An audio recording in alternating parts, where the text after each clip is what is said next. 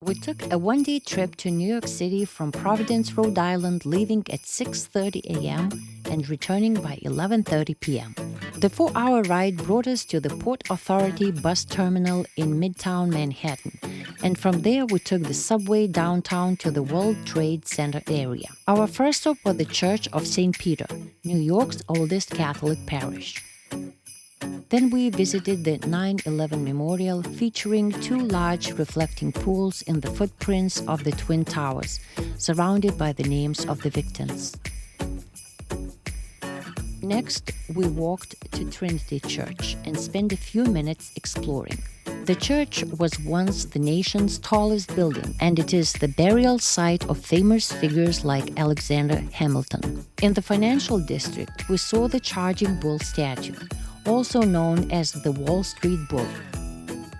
Tourists line up to touch its testicles for good luck, financial prosperity, and success in the stock market, which has worn them shiny over time. We also passed the New York Stock Exchange, beautifully decorated with Christmas trees. From there, we walked to the Brooklyn Bridge. Hi, welcome to New York, girls. Food vendors near the entrance offered a chance to grab a quick snack before the walk.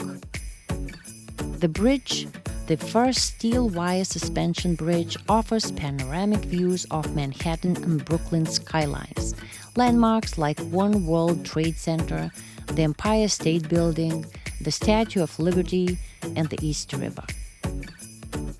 Visitors leave ribbons, locks, hair ties, and other tokens along the bridge to symbolize love, remembrance, or personal connections.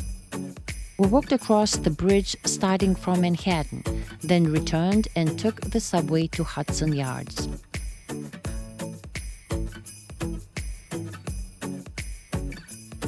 At Hudson Yards, we visited the Vessel, a honeycomb-like structure of interconnected staircases and landings offering unique perspectives of Manhattan and the Hudson River.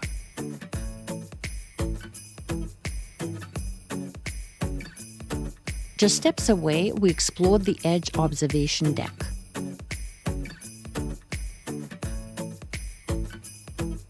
From the enclosed 101st floor, the views were calm and breathtaking.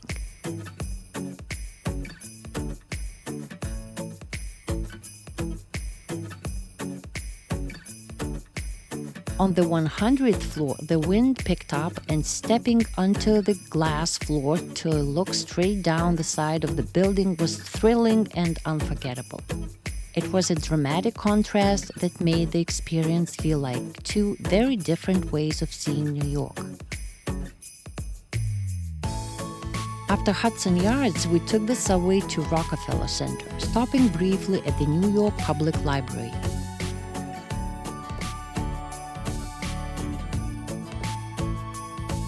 On the streets, festive Santa pedicabs zipped around, adding to the city's Christmas magic.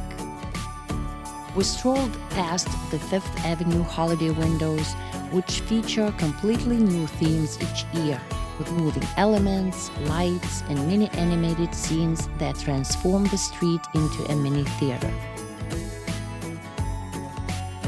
We visited St. Patrick's Cathedral, whose stunning architecture looked especially magical during the holiday season.